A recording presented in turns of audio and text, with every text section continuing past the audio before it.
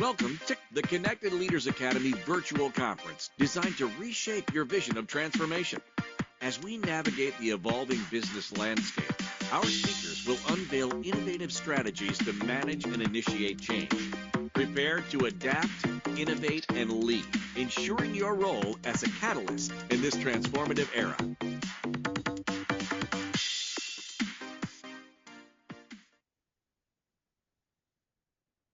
I didn't write this to impress you. And I didn't rehearse this to perfect it. I'm not here to perform. I'm here to transmit truth. So let's begin. Let's begin with the breath.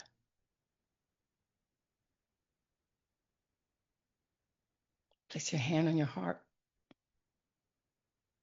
Feel your body. Feel your truth. Feel your joy already living inside of you.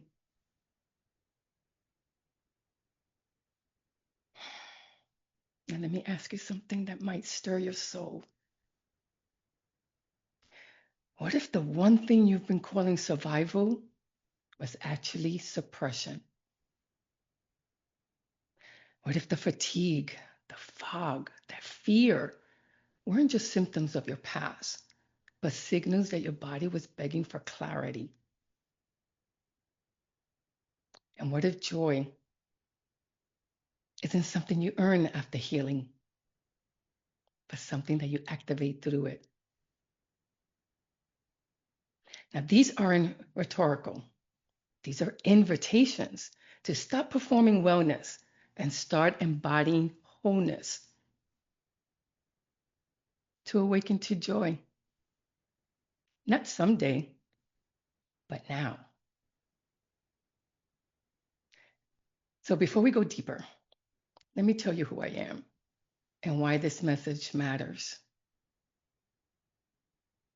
I'm Zoraida Morales. I'm a cancer coach, and I'm a cancer thriver. I took chemo for 13 years, and I didn't just study healing. I lived it. And now I get to help others recode survival into sovereignty, to help them reclaim joy as their birthright. Because let's talk about what's really happening beneath the surface. You've done the work. You've read the books. You've taken the courses. You've journaled, meditated, even manifested. And yet, you keep getting stuck in that same frustrating cycle.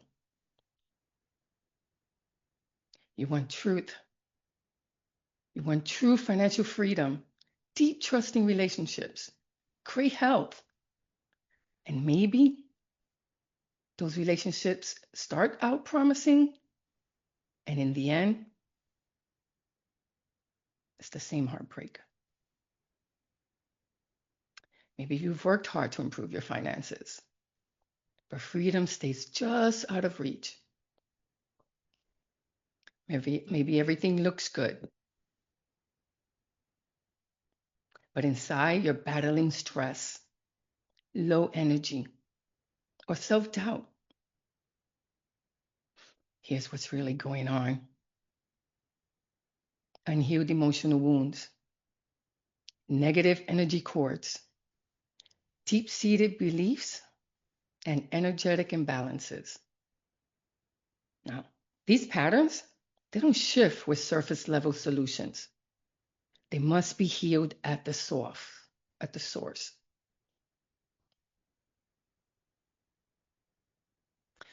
So here I am. It's COVID. Just got a divorce, sold my home, moved to the state that my job is in, get laid off. My kids move in with their dad, and I'm all alone. And I'm surrounded by boxes, 2,500 square feet of boxes in a 750 square foot apartment in New York City. God, when I think about that time now, I was scared. I was alone, but I knew I did the right thing. No one believed in what I was doing.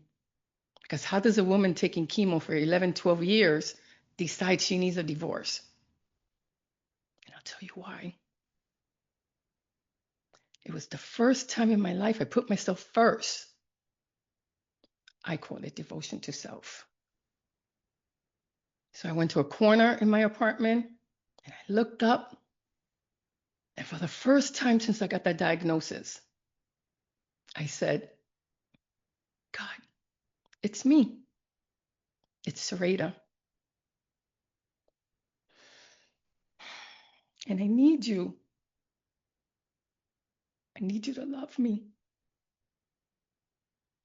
I need you to protect me. And I need you to tell me that everything is going to be okay.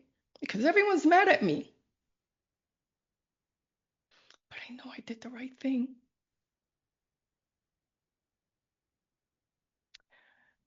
And then I felt it. I felt this hug. He hugged me. I felt the warmth on my arms.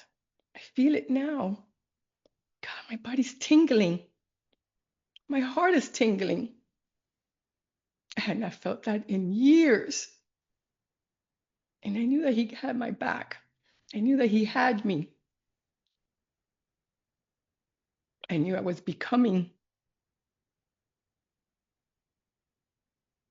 So I just leaned in even more. And I let him hold me. And for 20 minutes, I sat there and I cried and I cried and I cried. And then it was okay. I felt okay. God had me. And I wiped my tears and I started to unpack. Now, this wasn't the end of this story, because a few months later, I get a call. Now, remember, we're still in COVID. And my sister says, would you speak to this woman? Mom's 27-year-old daughter just got a diagnosis of breast cancer, stage 4, metastasis. Speak to her. Let her know what she's up against and how she can move through it. I couldn't wait. I couldn't wait to do that because I knew what that moment felt like for her. And so we had a call the next day. And I let her pour out everything she was feeling. She was feeling angry. She was told of this diagnosis with no compassion, with no empathy. They gave her a medical plan, a medical treatment, and that was it. And she felt so alone and she didn't know how to help her daughter. And unfortunately, her own traumas and her limiting beliefs were getting in the way. So I just let her ask me any question. And at the end, I tell her the 7 things that I recommend she does. 1, take a breath, because you're going to find that you're not breathing. 2, get a second or third opinion, because you deserve to get the best treatment out there. And every institution cares for cancer differently. 3, get a cancer coach. I have no idea where that came from. That was him. I had never heard of one, read about one, didn't know anything about a cancer coach. 4, remove processed foods from your diet and incorporate more of that whole foods, because food is medicine. 5, move your body. Because if you remember what Tony Robbins says, he says, To move your state, you have to move your body. 6, get your tribe together. Find out who's going to come with you to doctor's appointments, who's going to call you to see how you're doing, who's going to help you with groceries, because you're going to need your tribe. And 7, believe in something higher than yourself, no matter what that is for you.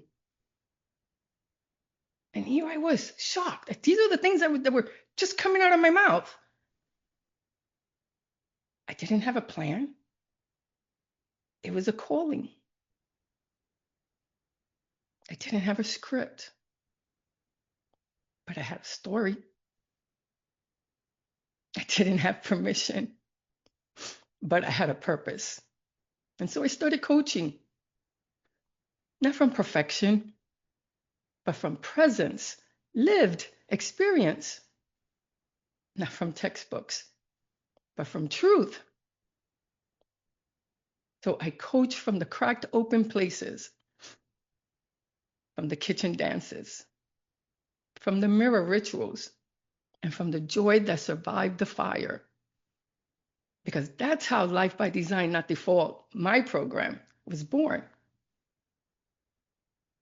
Not as a brand, as a transmission, as a reminder that you do not have to wait for permission. You do not have to wait for applause. You do not have to wait for healing to be complete. You can rise now. You can lead now. And you can awaken joy right here, right now.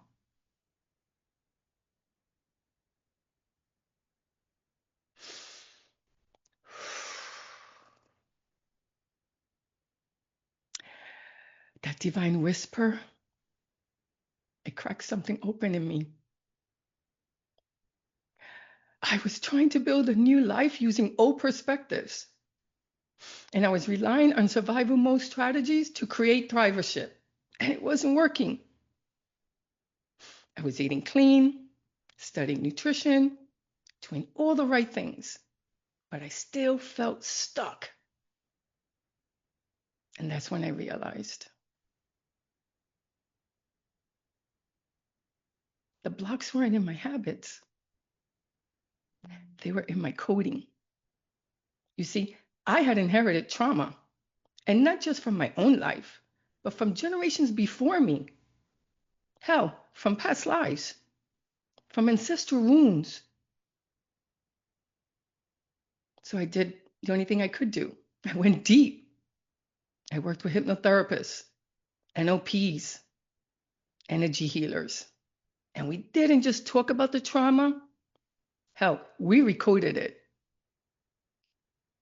I released beliefs that weren't mine. I cut those cords that were draining me. I balanced my masculine and feminine energies. And slowly, I stopped surviving. And I started thriving. I started smiling for no reason.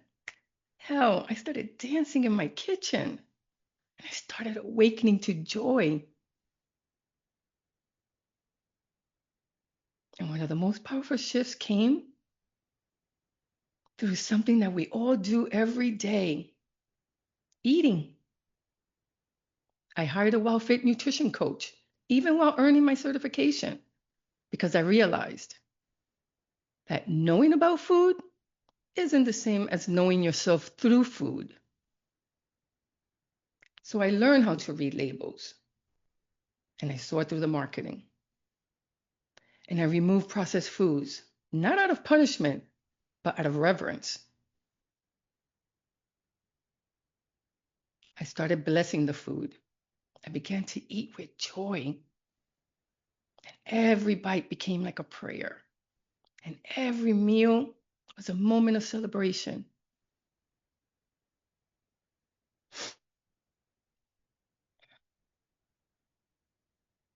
Not too long ago, I completed a major creative milestone, and I felt so proud. Not performative pride, it was sacred pride. the kind that comes from transmuting pain into purpose and from turning survival into sovereignty. I had spoken my truth. And even though it felt vulnerable, I had shared my life experiences so others could see what healing actually looks like, what it sounds like, what it feels like. And that night, I celebrated myself. I sang love songs to my reflection. I swayed to music. I whispered, I love you. I'm proud of you. And I meant it. Later that day, I shared the news with someone that I deeply love, someone that I hope will echo my joy. But the silence followed, and it was familiar. It was the same silence I knew as a child, when I longed to be seen, celebrated, and held.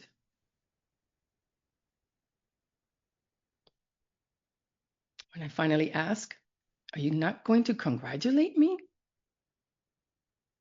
The answer was deflection. Avoidance. It was a repetition of lifelong pattern. But in that moment, I chose to do something different.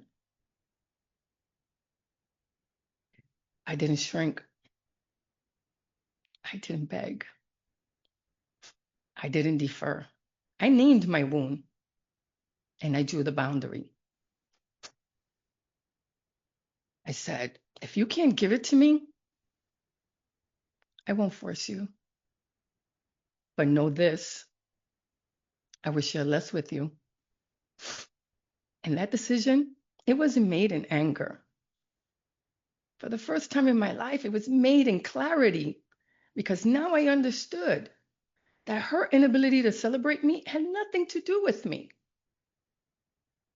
It was about her own childhood, her own past lives, her own unhealed story. And I no longer needed validation from anyone but me. That felt so good. That's why I parent myself the way I parent my children, with compassion, with celebration, with love. I am my own best friend, my own mirror, and my own witness.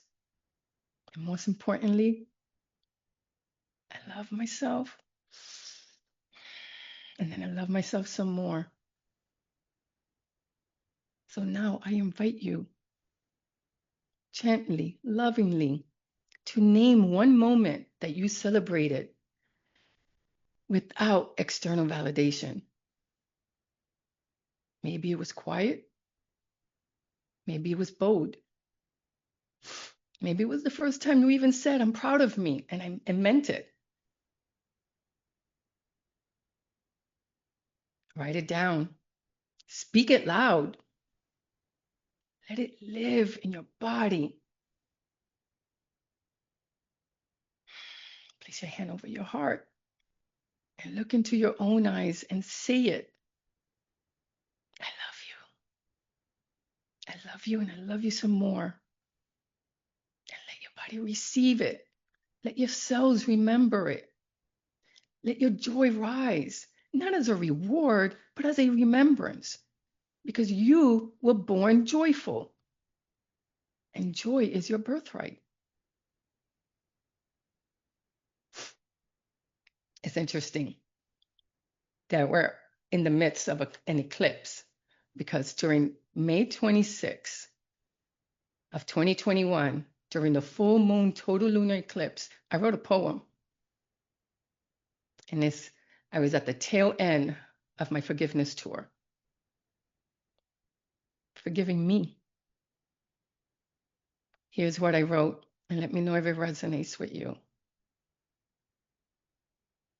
I accept myself and what I participated in. I said what I said. I did what I did. And I understand that at that time, that felt right to me. And at that level of consciousness, I did not know better. Now I understand of what my truth is and how I show up. You see, I see it differently. I am a different me. I am aware now, and I am bigger in my consciousness and in my heart. I no longer will hold myself hostage. I am healing across generational ancestors. I am not my past. I am enough. And I will love me, and then I will love me some more. And so it is with serious joy.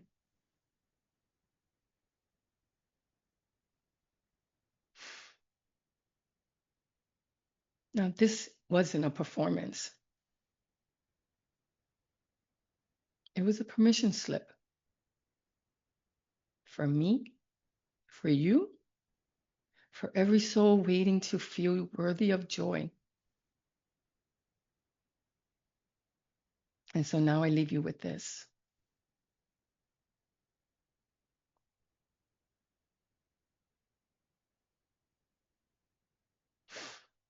If this message stirred something in you, if you're ready to reclaim joy and to rewrite your story and rise in your own legacy, I'd love to walk beside you.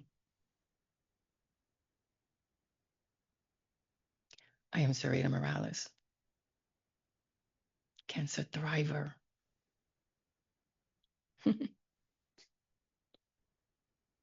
Legacy Disruptor, Joy Activator. And I'm here to remind you that you don't need permission to be powerful. You just need to remember who you are. Because joy is your birthright. So whether you're taking chemo for 6 months, a year, or 13 months, or 13 years, know that you deserve to live with joy here, with peace, love, and joy in your heart. You don't have to wait for the outside world to tell you you're okay. You don't have to wait for that doctor to tell you that your cancer is gone.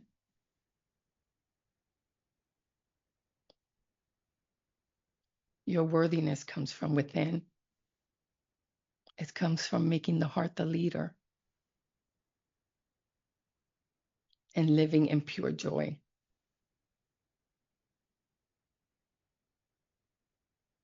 Unfortunately, 1 in 3 women will get this diagnosis. And I believe 1 in 8 men will get it as well. But just know you are worthy. You can live your life by design, not default. You could change your legacy. I'm still changing mine. I'm being led. And it's been the best thing I've ever done. And this is talking from a finance professional who's a real type A person and did not want to change her life. Because I liked my life. I liked my career. I liked my title. Thank you for participating in today's enlightening session. As we transition to our next expert, remember that each strategy and insight is a step toward becoming a transformative leader in your field. Visit connectedleadersacademy.com to stay engaged and informed. The journey of change is ongoing. Let's move forward together.